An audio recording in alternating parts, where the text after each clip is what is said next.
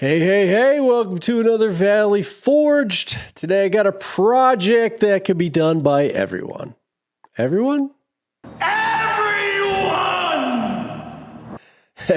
Yeah, everybody could do this. There are some tips and tricks that will be super helpful to make this come out better.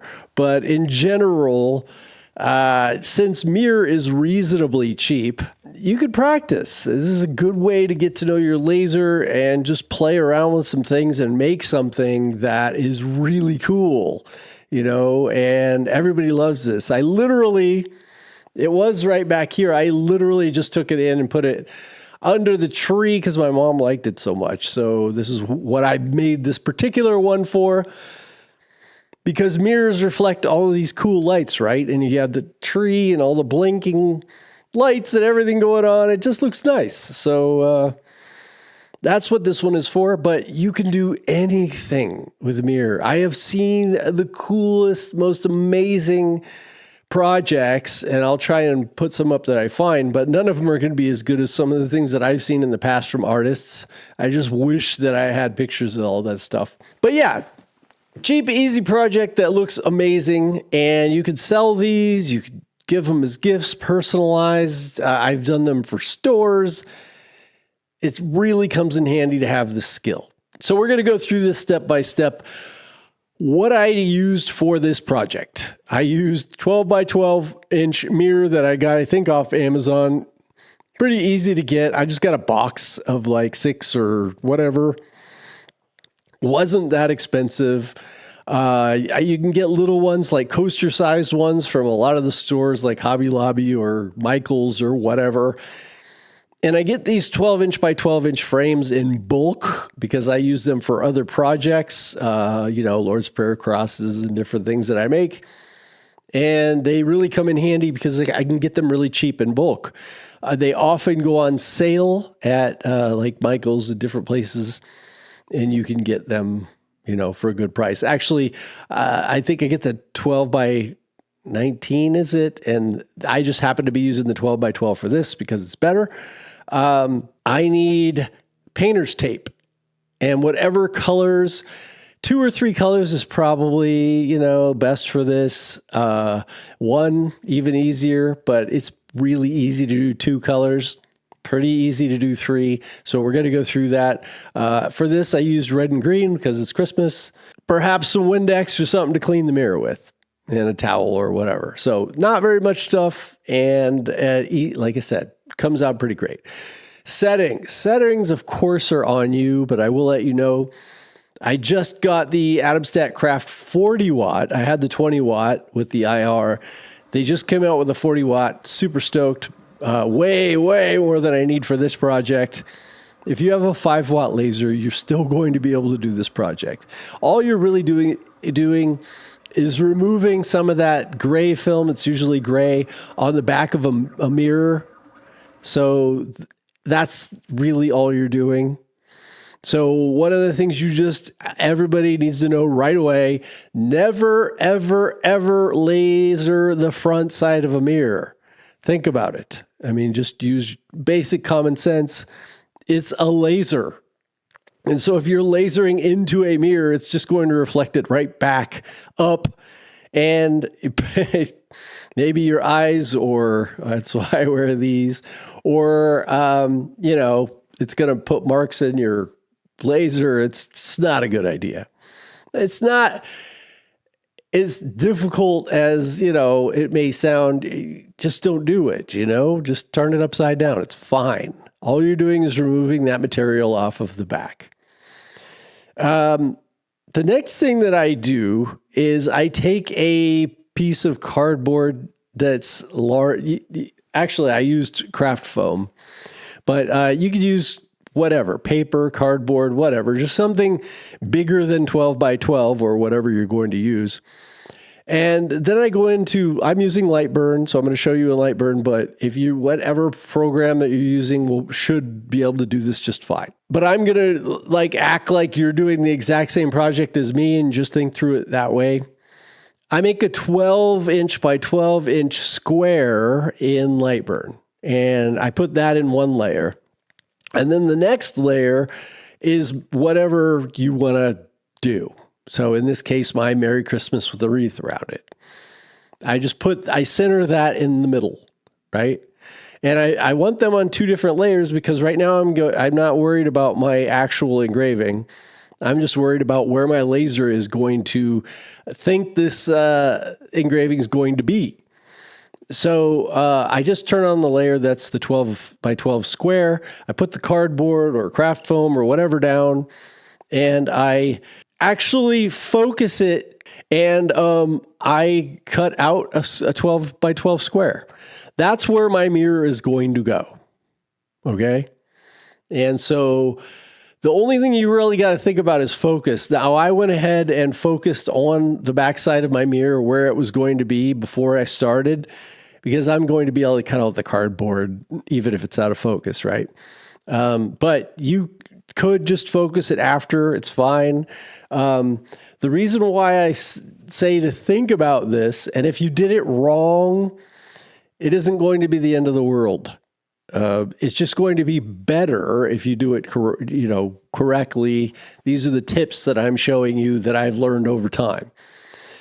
When you do like a mirror acrylic or mirror like I'm doing here, when you etch off the back of the mirror, the rest of that laser is going to go through what is now glass or clear acrylic, whatever, right? And it's going to bounce off your honeycomb bed or whatever's underneath it, and it's going to flash back onto the front. And that could leave marks, right? So if you say you cut out this craft foam or cardboard, and then you stuck the mirror upside down after taking this off, it's going to be flat right onto your honeycomb bed. Well, then anything that goes through there is going to flash back.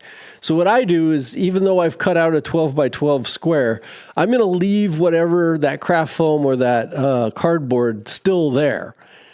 I just want to have a place where I know where that mirror goes, so that I can, know where my ultimate project's going to go on. If you do lasers, I think you're getting me right now, I hope. So this is still there, and I'm going to tell you why you leave it. As you can see right here, here is my project. It's literally etched into the craft foam. That's because this was laying underneath the mirror. It etched off the gray part, went down onto this and left a mark. So this would have been my honeycomb bed flashing back onto the mirror. So like I said, even if you didn't do any of this, it's still going to turn out great. But this is just a way to make it better. And I go even further when I do mirror acrylic or I do glass mirrors or anything. I tend to take something and I put the glass even a little bit higher so that it has more distance. So it goes through and it has less of a flashback. Okay. And it does add more thought that you need because you got to refocus, make sure that, it's high enough and all these kind of things that you got to think about. So I'm adding a bunch of complexity that you don't necessarily need to deal with your first time and you're practicing. You literally could just put it on there, etch out the back. And settings are probably going to be just as important as doing all this extra stuff. I've got a 40-watt laser back there. I ran it the first time at 25,000 millimeters per minute at 100% power was way too much. And so I got a lot more flashback than I wanted. So what I did is I switched that down to 35,000 millimeters per minute at 60% power. That was good. I probably could have even brought it down a little bit more. But I was showing myself and proving to you all that the settings really didn't need to be perfect. They just need to be good enough to etch off what's in the back and get as little bit of flash as you can. And you could always go over it again if you had to. So there's that. So I think even with a 5-watt laser, you may have to do a little slower, but you should be able to do this no problem. The other thing to know, and please This is the most important thing of all of it. I hope you made it this far through my crazy explanations. You have to mirror the image. You have to, because you think about it, you're doing the backside. So you're going to be flipping that around. And if you want it to read correctly, it needs to be flipped, right? I think this makes a lot of sense, but obviously I have made the mistake of not doing this. I can't even count how many times. I just, whatever, didn't think about it, blah, blah, blah, on different kinds of projects. So just remember, whatever you're going to do, you're going to flip it so that it's mirrored so it shows up correctly. The next thing you got to do is turn off the square, turn on your project, and laser the thing out. Just engrave it out. And once it's done engraving, it's going to be messy. So this is where the Windex comes in, or whatever, your glass cleaner, and you're going to clean off both sides of the glass and let it dry.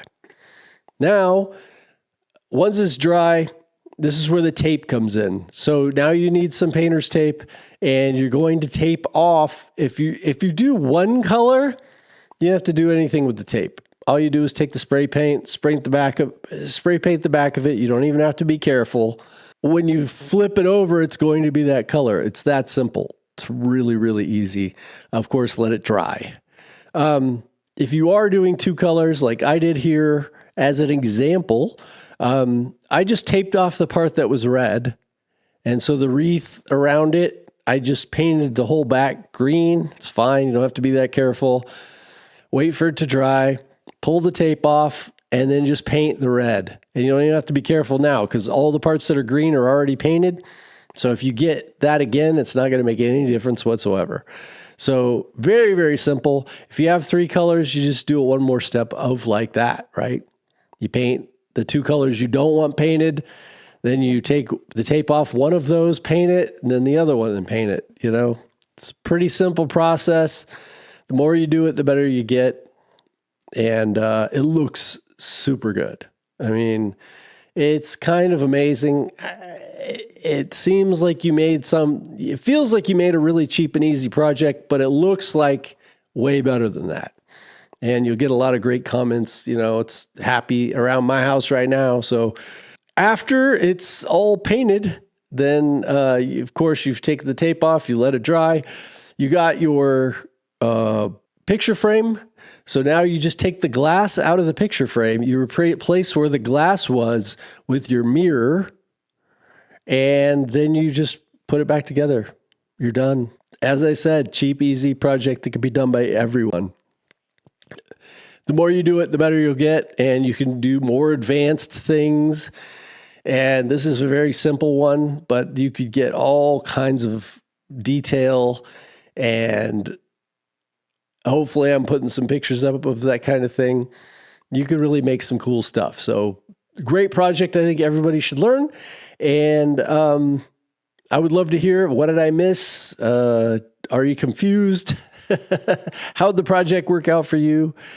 Like, subscribe, all that kind of stuff. And of course, I have all of my files below. You can get them starting a business from zero to where I'm at now. Pretty much every file you need, I put them all together so you can get them all. And that's it. I'll see you in the next one. Love y'all.